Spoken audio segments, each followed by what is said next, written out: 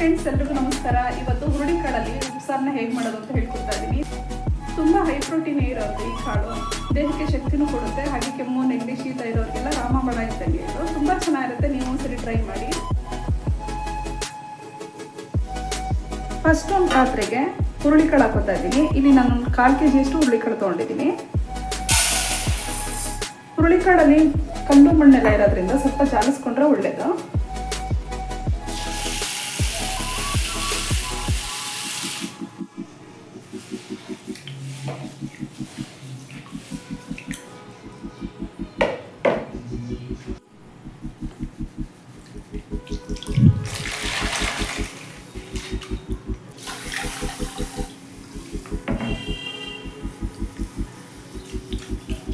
ಈ ಹುರುಳಿಕಾಳು already clean ಆಗಿರೋದೇ ತೊಗೊಂಡಿದ್ದೀನಿ. ಒಂದ್ಸರಿ ಯಾವುದಕ್ಕೂ ಜಾಲಿಸ್ಕೊಟ್ರೆ ಮಣ್ಣು ಆಗಲಿ ಕಡಲಾಗಲಿ ಇರಲ್ಲ.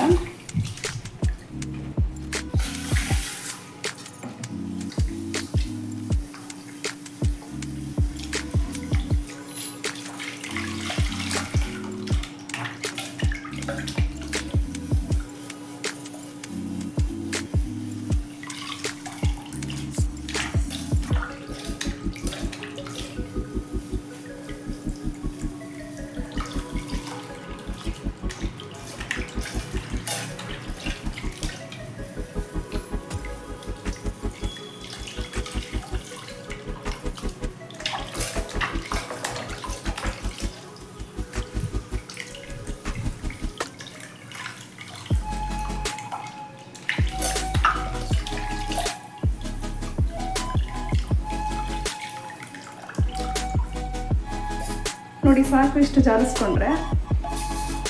ನೋಡಿ ಕಲ್ಲುಗಳೆಲ್ಲ ಹೆಂಗಿದೆ ಅಂತ. ಈ ರೀತಿ ಕಲ್ಲುಗಳೆಲ್ಲ ಬೇರೆ ಆಗುತ್ತೆ. ತಪ್ಪು ಕಲ್ಲುಗಳೇ ಇರುತ್ತೆ. ಎಷ್ಟೇ ಕ್ಲೀನಾಗಿದ್ರು ಒಂದ್ಸರಿ ಜಾಲಿಸ್ಕೊಂಡ್ರೆ ಒಳ್ಳೆಯದು. ಇವಾಗ ಹುರುಳಿಕಾಳನ್ನ 1-2 ಸರಿ ಚೆನ್ನಾಗಿ ತೊಳ್ಕೊಬೇಕು.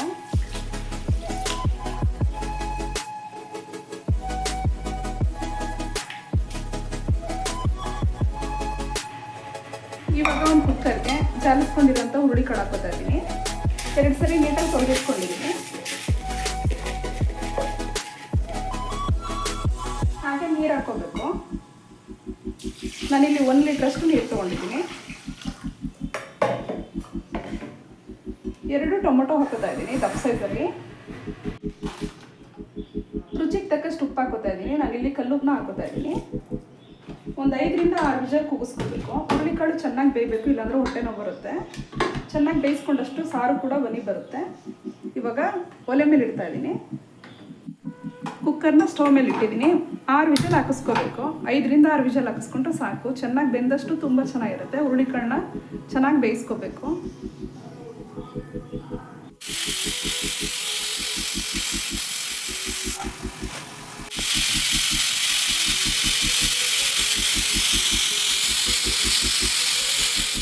ವಿಷಲ್ ಆಗಿದೆ, ಸಾಕು. ಇವಾಗ ಸ್ಟವ್ ಆಫ್ ಮಾಡ್ಕೊತಾ ಇದ್ದೀನಿ. ಕುಕ್ಕರ್ನ ತಣ್ಣಗಾಗೋದಕ್ಕೆ ಬಿಡಬೇಕು. ಇವಾಗ ನಾನಿಲ್ಲಿ ಖಾರಕ್ಕೆ ರೆಡಿ ಮಾಡಿ ಇಟ್ಕೊಂಡಿದ್ದೀನಿ. ಈ ಖಾರಕ್ಕೆ ಬೇಕಾಗಿರೋಂಥ ಸಾಮಗ್ರಿಗಳು: ಕಾಳುಮೆಣಸು 1 2 ಸ್ಪೂನಷ್ಟು, ಒಂದು ಅರ್ಧ ಸ್ಪೂನಷ್ಟು ಜೀರಿಗೆ ತೊಗೊಂಡ್ರೆ ಸಾಕು. 1 ಹಿಡಿಯಷ್ಟು ಬೆಳ್ಳುಳ್ಳಿ ಹಾಕೋಬೇಕು, ರುಚಿಗೆ ತಕ್ಕಷ್ಟು ಉಪ್ಪು, 1 ಹಿಡಿಯಷ್ಟು ಕೊತ್ತಂಬರಿ ಸೊಪ್ಪು, ಸ್ವಲ್ಪ ಹುಣಸೆ ಹಣ್ಣು, ಒಂದು 20ರಿಂದ 25 ಒಣಮೆಣ್ಸಿನ್ಕಾಯಿ ತೊಗೊಂಡಿದ್ದೀನಿ. ಗುಂಟೂರು ಮೆಣಸಿನ್ಕಾಯಿ ತೊಗೊಂಡಿದ್ದೀನಿ. ಇದನ್ನ ಹುರ್ಕೋಬೇಕು.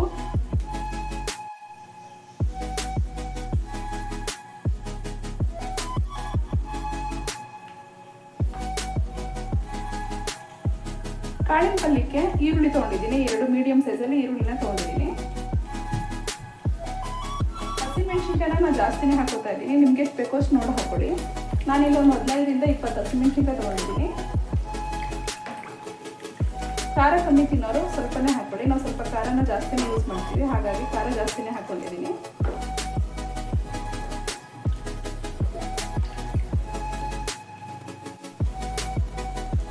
ಹಾಗೆ ಹಸಿ ಕರಿಬೇವು ತೊಗೊಂಡಿದ್ದೀನಿ. ಹಸಿ ಕರಿಬೇವು ಹಾಕೊಳ್ಳೋದ್ರಿಂದ ಒಳ್ಳೆ ಟೇಸ್ಟ್ ಇರುತ್ತೆ, ತುಂಬ ಚೆನ್ನಾಗಿರುತ್ತೆ. ಒಣಗಿರೋದಕ್ಕಿಂತ ಹಸಿ ತೊಗೋಬೇಕು, ತುಂಬ ಟೇಸ್ಟ್ ಇರುತ್ತೆ. ಘಮ ಕೂಡ ತುಂಬ ಚೆನ್ನಾಗಿರುತ್ತೆ.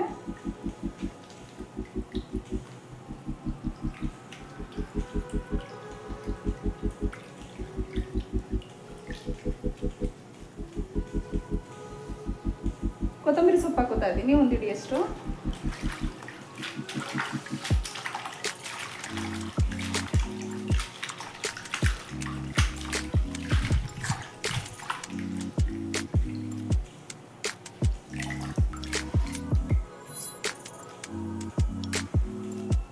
ಕೂಡ ಕಾಳು ಒಗ್ಗರಣೆಗೆ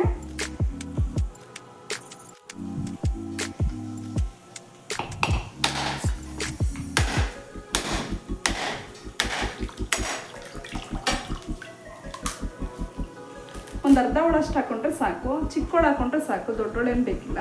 ಇದಿಷ್ಟು ಹಾಕೊಂಡ್ರೆ ಚೆನ್ನಾಗಿರುತ್ತೆ. ತುರಿದ ಹಾಕೋಬೇಕು.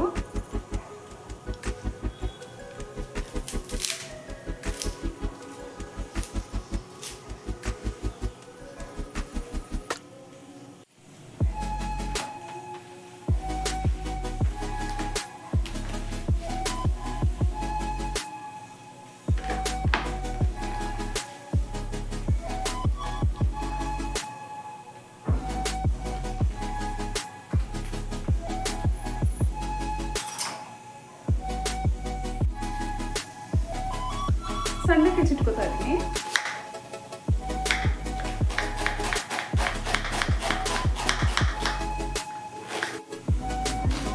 ಸಣ್ಣಕ್ಕೆ ಹೆಚ್ಕೊಂಡ್ರೆ ಒಳ್ಳೆ ಟೇಸ್ಟ್ ಇರುತ್ತೆ.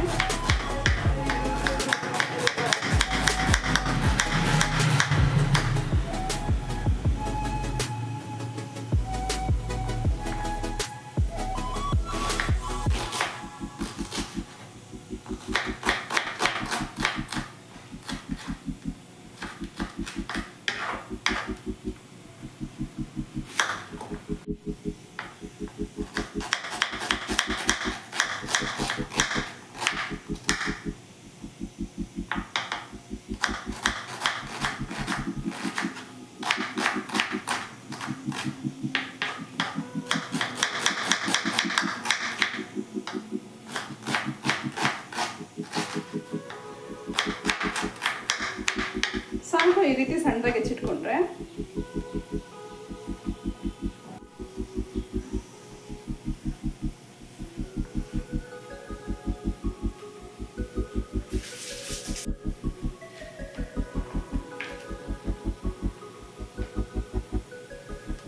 ಒಂದೆರಡು ಹಣ್ಣು ಮೆಣಸಿನ್ಕಾಯಿನೂ ಇದೆ, ಏನು ತೊಂದರೆ ಇಲ್ಲ, ಇದು ಚೆನ್ನಾಗೇ ಇರುತ್ತೆ. ಸೀಳ್ಕೊತಾ ಇದ್ದೀನಿ, ಮದ್ದಿಗೆ ಸೀಳ್ಕೋಬೇಕು, ಚೆನ್ನಾಗಿರುತ್ತೆ. ಖಾರನ ಜಾಸ್ತಿ ಯೂಸ್ ಮಾಡೋರು ಖಾರ ಹಾಕ್ಕೊಳ್ಳಿ, ಕಮ್ಮಿ ಯೂಸ್ ಮಾಡೋರು ಒಂದು 2-3 ಮೆಣಸಿನ್ಕಾಯಿ ಹಾಕ್ಕೊಂಡ್ರೆ ಸಾಕು. ನಾವು ಸ್ವಲ್ಪ ಖಾರನ ಜಾಸ್ತಿನೇ ಯೂಸ್ ಮಾಡ್ತೀವಿ.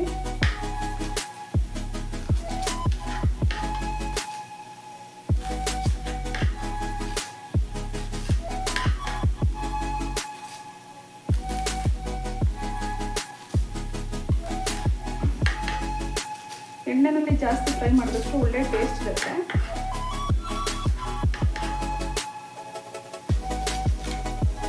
ಕೆಲವರು ಅಸಿಡಿಟಿ ಪ್ರಾಬ್ಲಮ್ ಇರೋರು ಒಣಮೆಣಸಿನ್ಕಾಯಿ ಕೂಡ ಹಾಕೋಬಹುದು. ನಾನಿಲ್ಲಿ ಹಸಿ ಮೆಣಸಿನ್ಕಾಯಿ ಮಾತ್ರ ಯೂಸ್ ಮಾಡ್ತಾ ಇದ್ದೀನಿ.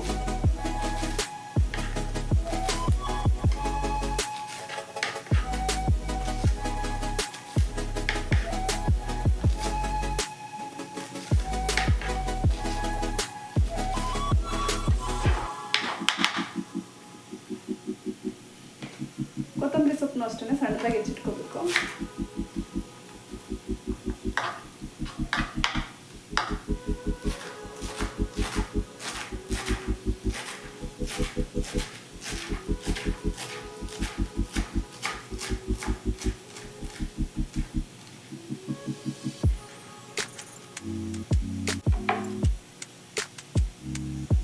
ಈ ರೀತಿ ಹೆಚ್ಚಿಟ್ಕೊಂಡಿದ್ದೀನಿ.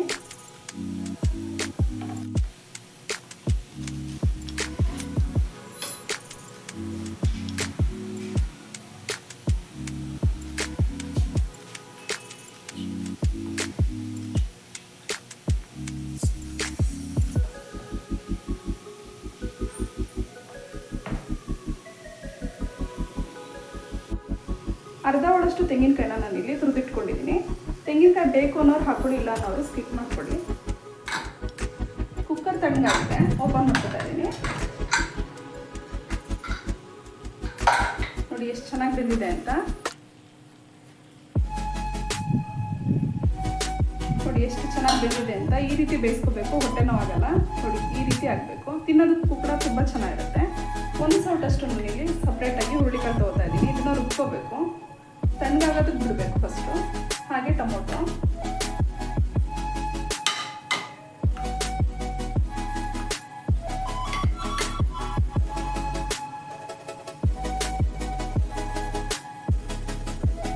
ಇದು ತಣ್ಣಗಾದ್ಮೇಲೆ ಜಾರ್ಗೆ ಹಾಕ್ಕೊಂಡು ಸಣ್ಣಗೆ ರುಬ್ಕೋಬೇಕು.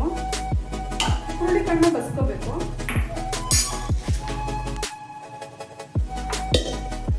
ಒಂದು ಪಾತ್ರೆ ಇಟ್ಕೊತಾ ಇದ್ದೀನಿ. ಹಾಗೆ ತೂತು ಬಸ್ಸಿಗೆ ಬಸ್ಕೋಬೇಕು.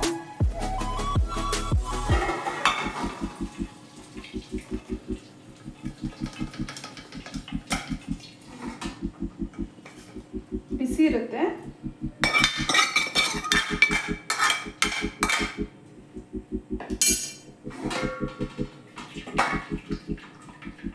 ಹುರುಳಿಕಾಳು ನಮ್ಮ ದೇಹಕ್ಕೆ ತುಂಬ ಶಕ್ತಿ ಕೊಡುತ್ತೆ. ಯಥೇಚ್ಛವಾಗಿರೋಂಥ ಪ್ರೋಟೀನ್ ಕೂಡ ಇದೆ ಇದರಲ್ಲಿ.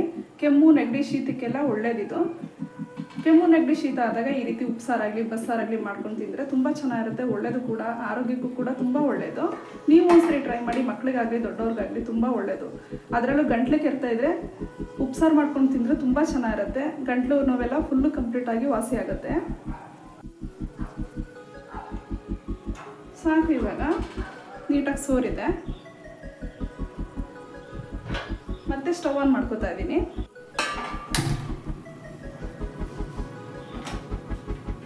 ಕಾಳು ಇವಾಗ ಆಲ್ಮೋಸ್ಟ್ ತಣ್ಣಗಾಗಿದೆ. ಇದನ್ನು ರುಬ್ಕೋತಾ ಇದ್ದೀನಿ. ಒಂದು ಜಾರ್ ಹಾಕೋತಾ ಇದ್ದೀನಿ.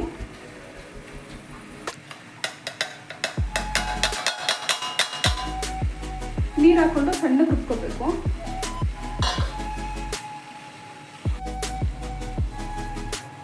ನೋಡಿ, ಈ ರೀತಿ ನಾನು ಸಣ್ಣಕ್ಕೆ ರುಬ್ಬಿ ಇಟ್ಕೊಂಡಿದ್ದೀನಿ. ಇದನ್ನು ಹಾಕೋತಾ ಇದ್ದೀನಿ. ನೀರು ಹಾಕೋಬೇಕು ಸ್ವಲ್ಪ.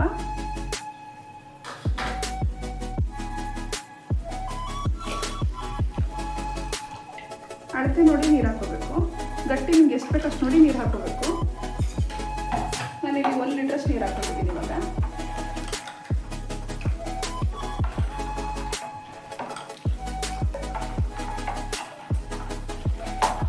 ಸ್ವಲ್ಪ ಉಪ್ಪು ಸೇರಿಸ್ಕೋಬೇಕು. ಫಸ್ಟೇ ಉಪ್ಪು ಹಾಕೊಂಡಿರ್ತೀವಿ, ನೋಡಿ ಉಪ್ಪು ಹಾಕೋಬೇಕು. ನಾನಿಲ್ಲಿ 2 ಉಪ್ಪು ಹಾಕೋತಾ ಇದ್ದೀನಿ. ಇವಾಗ ಕುದಿಯೋದಕ್ಕೆ ಬಿಡಬೇಕು.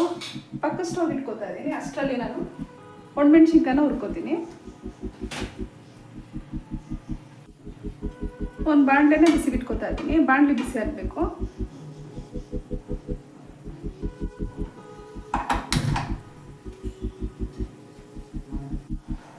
ಬಾಣಲೆ ಕಾದಿದೆ. ಒಣಮೆಣ್ಸಿನ್ಕಾಯಿ ಹಾಕೋತಾ ಇದ್ದೀನಿ. ನಾನಿಲ್ಲಿ ಒಂದು 25 ಒಣಮೆಣ್ಸಿನ್ಕಾಯಿ ತೊಗೊಂಡಿದ್ದೀನಿ. ಗುಂಟೂರು ಮೆಣಸಿನ್ಕಾಯಿದು ಡ್ರೈ ರೋಸ್ಟ್ ಮಾಡ್ಕೋಬೇಕು.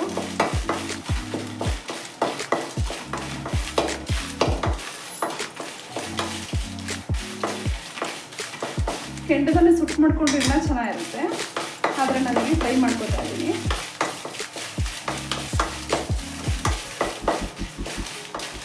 ಒಂದು 15ರಿಂದ 20 ದಿನ ಓಪನಾಗೆ ಇಟ್ಕೋಬೋದು. ಹೊರಗಡೆನೇ ಸ್ಟೋರ್ ಫ್ರಿಡ್ಜಲ್ಲೇನು ಇಡೋ ಅವಶ್ಯಕತೆ ಏನಿಲ್ಲ. ಓಪನಲ್ಲೇ ಇಟ್ಕೊಂಡು ಒಂದು 15ರಿಂದ 20 ದಿನ ನಾವು ಯೂಸ್ ಮಾಡ್ಬೋದು. ಸಾಕು ಇಷ್ಟು ಫ್ರೈ ಮಾಡಿಕೊಂಡ್ರೆ. ಇವಾಗ ತಣ್ಣಗಾಗೋದಕ್ಕೆ ಬಿಡಬೇಕು. ನೋಡಿ, ಈ ರೀತಿ ಉಟ್ಕೊಂಡಿದ್ದೀನಿ.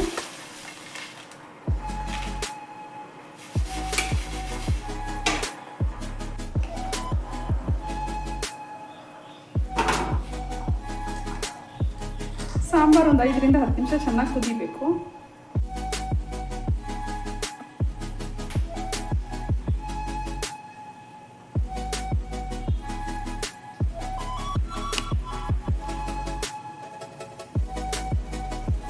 ಇವಾಗ ಇದೇ ಜಾರ್ಗೆ ನಾನು ಜೀರಿಗೆ ಹಾಕೋತಾ ಇದ್ದೀನಿ. ಒಂದು ಅರ್ಧ ಸ್ಪೂನಷ್ಟು ಜೀರಿಗೆ ತೊಗೊಂಡಿದ್ದೀನಿ.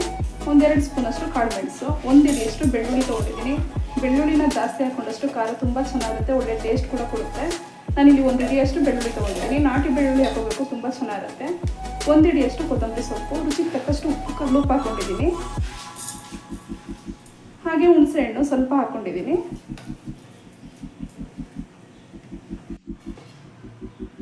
ಡ್ರೈ ರೋಸ್ಟ್ ಮಾಡ್ಕೊಂಡಿರೋಂಥ ಒಣಮೆಣ್ಸಿನ್ಕಾಯಿ ಹಾಕೋತಾ ಇದ್ದೀನಿ.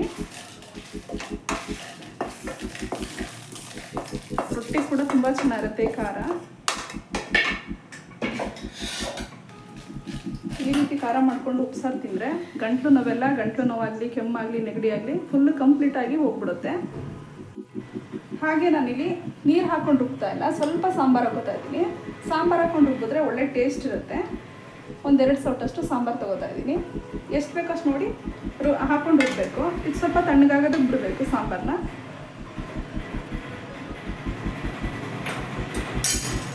ಸಾಂಬಾರು ತಣ್ಣಗಾಗಿದೆ. ನೀರು ಹಾಕೊಂಡು ರುಬ್ಬೋದಕ್ಕಿಂತ ಇದನ್ನು ಹಾಕೊಂಡು ರುಬ್ಬಿದ್ರೆ ತುಂಬ ಚೆನ್ನಾಗಿರುತ್ತೆ, ಒಳ್ಳೆ ಟೇಸ್ಟ್ ಕೂಡ ಇರುತ್ತೆ, ಹೆಚ್ಚಿಗೆ ದಿನ ಕೂಡ ಬಾಳಿಕೆ ಬರುತ್ತೆ. ಸಾಧ್ಯವಾದಷ್ಟು ಸಣ್ಣ ರುಬ್ಕೋಬೇಕು.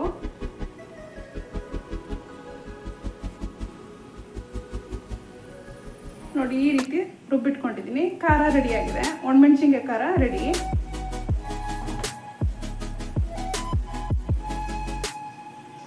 ಸಾಂಬಾರು ಕುದೀತಾ ಇದೆ. ಇವಾಗ ಖಾರದ ನೀರು ಹಾಕೋತಾ ಇದ್ದೀನಿ. ಖಾರನ ಫಸ್ಟ್ ರುಬ್ಬಿದ್ನಲ್ವಾ, ಅದೇ ಜಾರಿಗೆ ಒಂದು ಸ್ವಲ್ಪ ನೀರು ಹಾಕೋಬೇಕು. 1-2 ಸ್ಪೂನಷ್ಟು ಖಾರ ಬಿಡಬೇಕು. ಇದು ಹಾಕೊಂಡ್ರೆ ಒಳ್ಳೆ ಟೇಸ್ಟ್ ಇರುತ್ತೆ. ಒಂದು 5 ನಿಮಿಷ ಚೆನ್ನಾಗಿ ಕುದಿಬೇಕು. ಮಿಕ್ಸ್ ಮಾಡ್ಕೋಬೇಕು.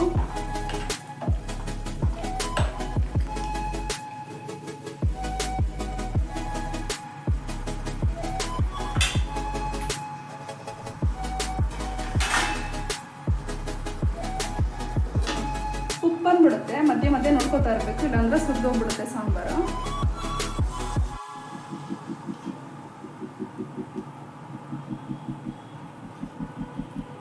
ಈ ರೀತಿ ಬಂದರೆ ಉಪ್ಪು ಬಂದ್ಬಿಡುತ್ತೆ, ಮಧ್ಯೆ ಮಧ್ಯೆ ತಿರುಗಿಸ್ಕೊತಾ ಇರಬೇಕು. ಸಾಂಬಾರು ಉಪ್ಪು ಬಂದ್ಬಿಟ್ರೆ ಟೇಸ್ಟ್ ಇರಲ್ಲ, ನೋಡ್ಕೊತಾನೆ ಇರಬೇಕು.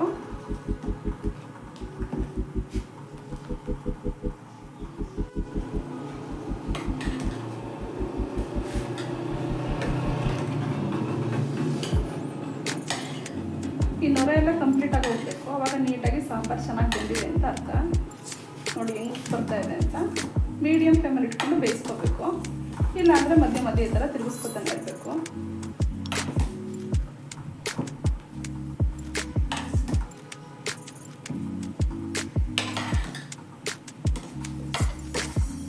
ಒಂದು 5 ನಿಮಿಷದಲ್ಲಿ ಸಾಂಬಾರು ರೆಡಿ ಆಗಿಬಿಡುತ್ತೆ.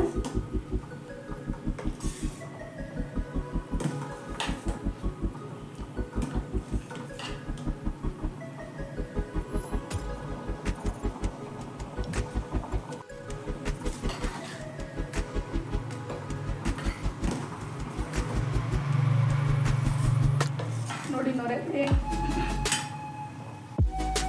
ಇವಾಗ ಸಾಂಬಾರು ರೆಡಿ ಆಗಿದೆ. ಪಕ್ಕ ಸ್ಟವ್ ಇಟ್ಕೊತಾ ಇದ್ದೀನಿ.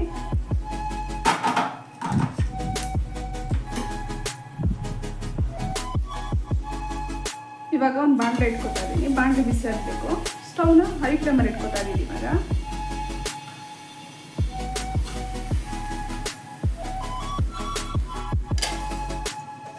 ಬಾಣಲೆ ಕಾದಿದೆ. ಇವಾಗ ಎಣ್ಣೆ ಹಾಕೋತಾ ಇದ್ದೀನಿ. ಒಂದು ಸೌಟಷ್ಟು ಎಣ್ಣೆ ಹಾಕೋತಾ ಇದ್ದೀನಿ. ನಾನಿಲ್ಲಿ ಸನ್ಫ್ಲವರ್ ಆಯಿಲ್ನ ಯೂಸ್ ಮಾಡ್ತಾ ಇದ್ದೀನಿ. ನಿಮಗೆ ಯಾವ ಎಣ್ಣೆ ಇಷ್ಟ ಆಗುತ್ತೋ ಅದನ್ನು ಯೂಸ್ ಮಾಡ್ಬೋದು. ಎಣ್ಣೆ ಸ್ವಲ್ಪ ಬಿಸಿ ಆಗಬೇಕು. ಎಣ್ಣೆ ಬಿಸಿ ಆಗಿದೆ. ಸಾಸಿವೆ ಹಾಕೋತಾ ಇದ್ದೀನಿ. ನಾನಿಲ್ಲಿ ಸಣ್ಣ ಸಾಸಿವೆ ತೊಗೊಂಡಿದ್ದೀನಿ. 1 ಸ್ಪೂನಷ್ಟು ಹಾಕೋಬೇಕು. ಸಾಸಿವೆ ಸಿಡಿಬೇಕು. ನೋಡಿ ಚಟಪಟ ಅಂತ ಸಿಡಿತಾ ಇದೆ. ಇವಾಗ ಹಸಿಮೆಣಸಿನ್ಕಾಯಿ ಮತ್ತು ಕರಿಬೇವು ಹಾಕೋತಾ ಇದ್ದೀನಿ.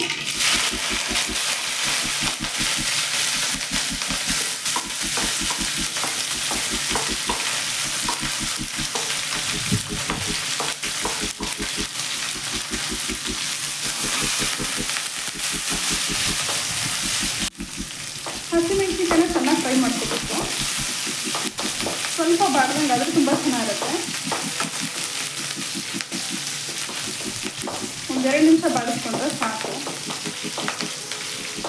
ತುಂಬ ಸಿಡಿಯುತ್ತೆ, ಸ್ವಲ್ಪ ನೋಡಿ ಹುಷಾರಾಗಿ ಮಾಡ್ಕೋಬೇಕು. ಒಗ್ಗರಣೆಗೆ ಹಾಕಬೇಕಾದ್ರೆ ಹಸಿ ಅಂಶ ಇರೋದ್ರಿಂದ ಹಸಿಮೆಣಸಿನ್ಕಾಯಿನಲ್ಲಿ ಮತ್ತು ಕರಿಬೇವಿನಲ್ಲಿ ಎಗರು ಬಿಡುತ್ತೆ. ಸಾಕು ಇಷ್ಟು ಫ್ರೈ ಮಾಡಿಕೊಂಡ್ರೆ. ಇವಾಗ ಈರುಳ್ಳಿ ಹಾಕೋತಾ ಇದ್ದೀನಿ. ನಾನಿಲ್ಲಿ ಖಾರನ ಸ್ವಲ್ಪ ಜಾಸ್ತಿನೇ ಹಾಕ್ಕೊಂಡಿದ್ದೀನಿ. ಹಸಿಮೆಣಸಿನ್ಕಾಯಿನ ನಿಮಗೆ ಎಷ್ಟು ಬೇಕೋ ಅಷ್ಟು ನೋಡಿ ಹಾಕ್ಕೊಳ್ಳಿ. ಇವಾಗ ಈರುಳ್ಳಿ ಹಾಕೋತಾ ಇದ್ದೀನಿ.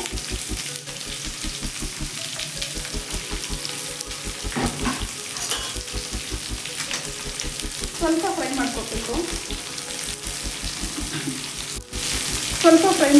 ಡೀಪ್ ಫ್ರೈ ಏನು ಮಾಡೋದೇನು ಬೇಕಿಲ್ಲ.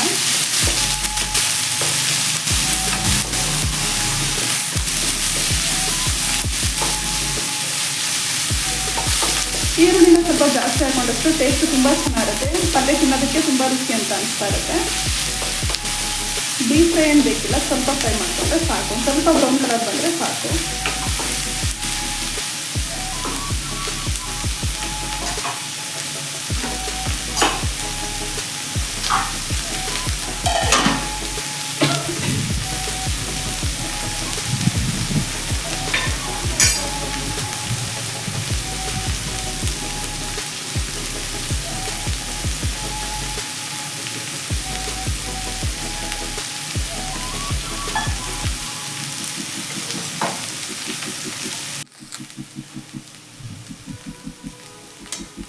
ಸಾಕು ಇಷ್ಟು ಫ್ರೈ ಮಾಡಿಕೊಂಡ್ರೆ ನೋಡಿ ನೀಟಾಗಿ ಫ್ರೈ ಆಗಿದೆ. ಈ ಲೆವೆಲ್ ಫ್ರೈ ಮಾಡಿಕೊಂಡ್ರೆ ಸಾಕು. ಬೇಗ ಫ್ರೈ ಆಗಬೇಕು ಅಂದರೆ ಸ್ವಲ್ಪ ಉಪ್ಪು ಸೇರಿಸ್ಕೊಂಡ್ರೆ ಫಾಸ್ಟಾಗಿ ಫ್ರೈ ಆಗುತ್ತೆ. ಇವಾಗ ಹುರುಳಿ ಕಾಳು ಹಾಕೋತಾ ಇದ್ದೀನಿ. ಬೇಯಿಸ್ಕೊಂಡಿರೋಂಥ ಹುರುಳಿ ಕಾಳು ಹಾಕೋತಾ ಇದ್ದೀನಿ.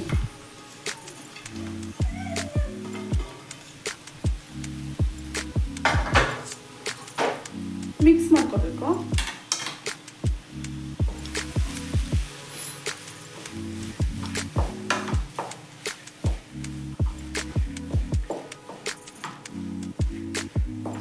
ಒಂದೆರಡು ನಿಮಿಷ ಹಿಂಗೆ ನೀಟಾಗಿ ಮಿಕ್ಸ್ ಮಾಡಿಕೊಂಡ್ರೆ ಸಾಕು. ಜೊತೆಗೆ ತೆಂಗಿನಕಾಯಿ ತುರಿ ಹಾಕೋತಾ ಇದ್ದೀನಿ. ತೆಂಗಿನಕಾಯಿ ಹಾಕೊಳ್ಳೋದ್ರಿಂದ ಒಳ್ಳೆ ಟೇಸ್ಟ್ ಇರುತ್ತೆ, ತುಂಬ ಚೆನ್ನಾಗಿರುತ್ತೆ ತಿನ್ನೋದಕ್ಕೆ. ಕೆಲವರು ತೆಂಗಿನಕಾಯಿ ಇಷ್ಟಪಡ್ತಿರೋರು ಸ್ಕಿಪ್ ಮಾಡ್ಕೋಬೋದು. ಹಾಗೆ ಕೊತ್ತಂಬರಿ ಸೊಪ್ಪು ಹಾಕೋತಾ ಇದ್ದೀನಿ.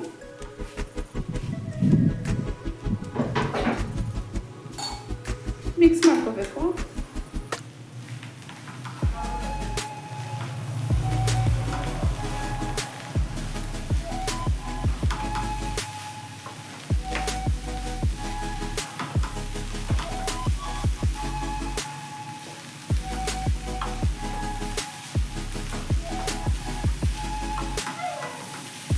ಮಧ್ಯೆ ಮಧ್ಯೆ ಈ ರೀತಿ ಸಾಂಬಾರುಗಳನ್ನ ಮಾಡ್ಕೊತಾ ಇದ್ರೆ ಆರೋಗ್ಯಕ್ಕೆ ತುಂಬ ಒಳ್ಳೆಯದು. ದೊಡ್ಡವ್ರಿಗಾಗಲಿ ಮಕ್ಕಳಿಗಾಗಲಿ ತುಂಬ ಒಳ್ಳೆಯದು. ಹೈ ಪ್ರೋಟೀನ್ ಇರೋಂಥ ಕಾಳಿದು ದೇಹಕ್ಕೆ ತುಂಬ ಶಕ್ತಿ ಕೊಡುತ್ತೆ. ಹಾಗೆ ಆರೋಗ್ಯಕ್ಕೂ ಕೂಡ ತುಂಬ ಒಳ್ಳೆಯದು. ಕೆಮ್ಮು, ನೆತ್ತಿ, ಶೀತಕ್ಕೆಲ್ಲ ತುಂಬ ಚೆನ್ನಾಗಿರುತ್ತೆ. ನೀವು ಒಂದ್ಸರಿ ಟ್ರೈ ಮಾಡಿ. ಸಾಕು. ಇವಾಗ ನೀಟಾಗಿ ಆಗಿದೆ. ಕಾಳಿನ ಪಲ್ಯ ರೆಡಿಯಾಗಿದೆ. ಇವಾಗ ಹುರುಳಿಕಾಳು ಉಪ್ಸಾರು ರೆಡಿಯಾಗಿದೆ. ನಿಮಗೆ ನಾನು ಮಾಡಿರೋ ಈ ವಿಡಿಯೋ ಇಷ್ಟ ಆಯಿತು ಅಂತ ಹೇಳಿದ್ರೆ ಲೈಕ್ ಮಾಡಿ, ಶೇರ್ ಮಾಡಿ, ಕಮೆಂಟ್ ಮಾಡಿ. ಹಾಗೆ ನನ್ನ ಚಾನಲ್ಗೆ ಸಬ್ಸ್ಕ್ರೈಬ್ ಆಗಿ. Thank you.